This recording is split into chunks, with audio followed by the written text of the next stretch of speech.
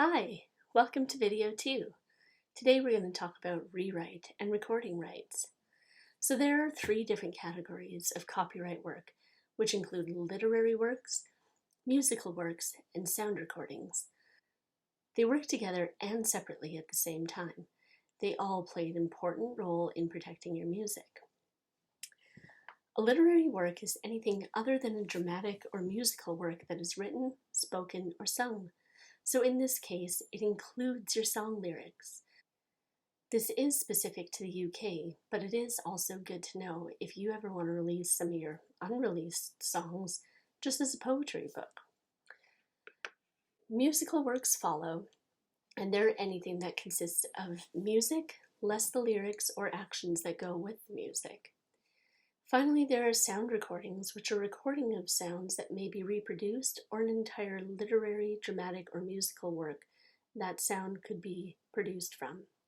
This would include recordings of your single, your EP, full album, or similar works. In the UK, the copyright does not have to be registered anywhere. However, you need to be able to prove when it was recorded and that it is your work if it was ever disputed. In the UK, as we mentioned before in our previous video, the copyright comes into effect as soon as the work is put into a tangible form, which means it comes into effect from the time that your song lyrics were written, sheet music was written, or you had a full recording of it, even in its roughest phase. Copyright in the United Kingdom lasts from the time of creation until 70 years after the death of the author. If there are more than one authors of a work, the copyright will last 70 years after the death of the last known author. This copyright relates to the music and lyrics. Sound recording, that we mentioned briefly before, they have a 70-year term from when the recording was released. That's key, where the other one comes into effect when it was first made into a tangible form. It is, for sound recordings, it is 70 years from the release date, which is why we run into the issue of sound recordings copyrights expiring.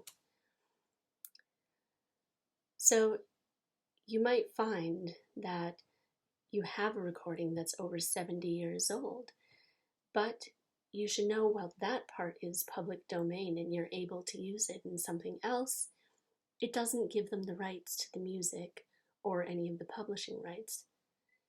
It was changed in 2013 from 50 years, so it gives a longer period for many recordings that were nearing the end of their copyright term. In the States, it's now been extended to 95 years for each sound recording.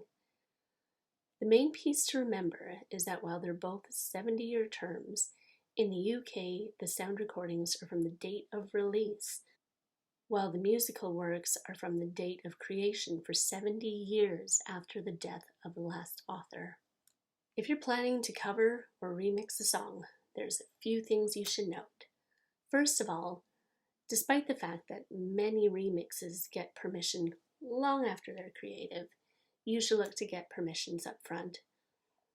If you want to record and perform cover songs, you'll need to contact the rights owners to gain a license.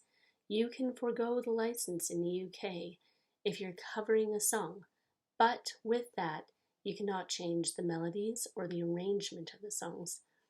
So in this case, most artists want to put their own spin on a song, and therefore a license will be required. Whether or not you do put your own take on it, if you want to sell your cover in other territories, say in North America, you're going to need to have this license regardless. If you're covering a song, you'll need to obtain a license for the publishing rights, and if you're remixing or sampling a song, you will need to obtain a license for both the master rights and the publishing rights.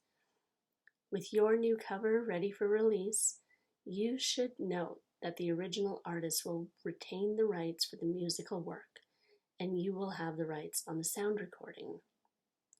If you're doing a remix, you'll need that master license no matter what, because you're using the original recording to make it into something new. You may be able to negotiate it to get full rights for the new recording, or you may have to split royalty payments, and that's okay. It'll be shared payments no matter what, if it's a cover or a remix.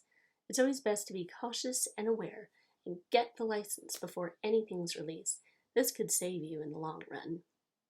Join me next time, and we're going to talk about the differences between primary and secondary copyright infringement. We're also going to talk about sampling in songs, which is a little bit different than the remix or the cover songs. See you next time.